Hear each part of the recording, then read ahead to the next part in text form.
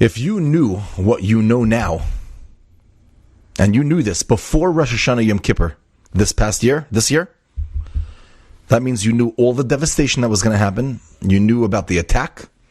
You knew about the war. You knew about the pain.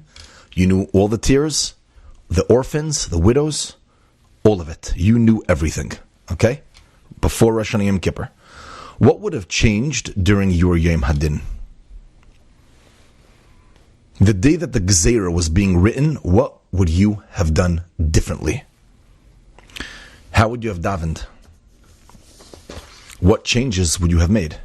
Would you have cried, perhaps during Tefillah? I think so. Would you have said maybe extra Tehillim with a tremendous amount of passion and fire? Probably. What would your Ma'ariv look like? And I really hope the answer for all of us, even if we're far, we're not connected, we have a lot of money, we're busy with our luxury, whoever you are, wherever you are, I really hope the answer is yes. That if I would have known, then it would have changed significantly. And yes, we would have davened very differently. And we would have cried. All of us, every single one of us. I think that's the emes. I want to just open the Olam's eyes to the facts right now, okay? The tragedies of Gaza, and please don't take this the wrong way. The tragedies of Gaza and the war with Hamas, as terrible and brutal as it is, as it was, as it's going to be, and everybody say it's terrible. There's no way to describe. We don't even know what's going on. It's pachad pchad mamish. I'm not taking away how hard it is, how hard it was. However, that war, this war, compared to a war technically, chas v'shalom, with the North, compared to a war with Iran, compared to a war with other enemies of Klal Yisrael, as one Israeli general put it, Gaza, as bad as it is, will look like a walk in the park, compared to these other powers. This is not me saying it. This is one of the generals. If you look at the stats, if you look at the numbers, you know how many fighters they have up north? They have, I think, according to some, triple the amount of fighters that they have in Gaza. That's just up north, not even Iran, not even other things. You know how many rockets they have up there?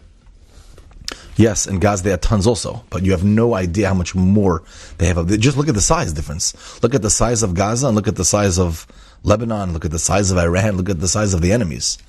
They're so much bigger than Gaza, etc., etc. There's so many, we could go through all the numbers. Now that being said, how scary that would be, chas v'shalom, we should never know la'yaleinu. Hashem is the kol yachal, and Hashem could do anything. And with Hashem's help, we should only have shalom. And Emir Hashem, the Geula should come b'karav, and we'll be able to return to Shalayim and serve Hashem the way that we're supposed to serve Hashem, have the Bayis Shlishi, the third Beis HaMikdash. Emir Hashem, that should happen. But at the same time, we have to realize that unfortunately, what's taking place today, it seems, hopefully not, but it seems to be escalating. The amount of rockets that they just shot this week from up north into Eretz Yisrael is becoming more and more rockets, more and more often. And again, it shouldn't happen. Hashem should save us, should protect us. But we know what could happen. And we know how crazy that challenge would be if chas v'shalom it does happen. So Rabbi say, we're before right now. We're before. The question I asked you before, if it was before Rosh Hashanah Yom Kippur, what would you have done different? We're right now before that. Because Baruch Hashem, right now it's not an all-out war. And we're not being attacked from all different sides. So we're before. And again, chas v'shalom, it shouldn't happen. But it can happen. And that's what it looks like. If you listen to the news and you see what's going on, it looks like it's very, very likely. Unless we do something. So now we're before. So what are we doing? No, not what are we doing. No, what are you doing? Yeah, make this more direct. So what are you doing about it? If you would have davened different then, are you davening different now? Are you saying more to them? Is there more of a passion in your Avodas Hashem? Are you doing all that you can? Because Rabbi said we're before. You understand what I'm saying? It could be so bad, and chas shalom, we shouldn't know of it, and we should all group together and make a difference and prevent what could technically happen.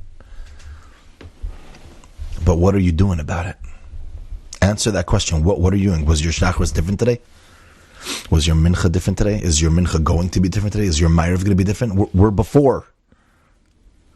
We can't wake up in a few months and be like, oh, if we would have known before, then we would have... No, so now we know. Now we know what could technically be. So what are we doing? What are you doing? I asked myself this question, so don't worry. I'm not just putting this on you. This is for all of us.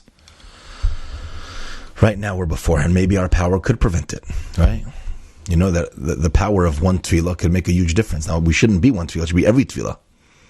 Just because you're not living there or you're not affected, there are so many people that are affected and so many people that could be affected in 1 second. It could change in 1 second.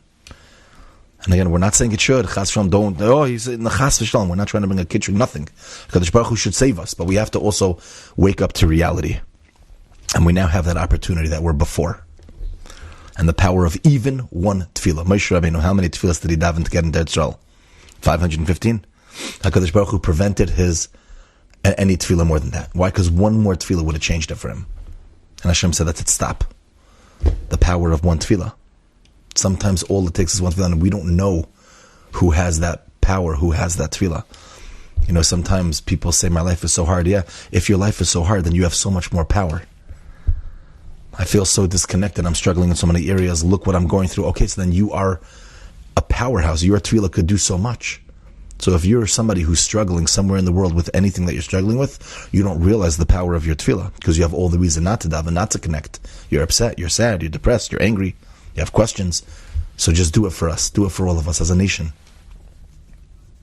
If we all do this, who knows what could happen? Who knows what could happen? One tefillah makes a difference. Yes, it does. It makes a difference. Okay, so I'm going to stop here. This is what I wanted to talk about. Just realize that we're before right now. So do something. And don't let this go in and go out. Do something about it.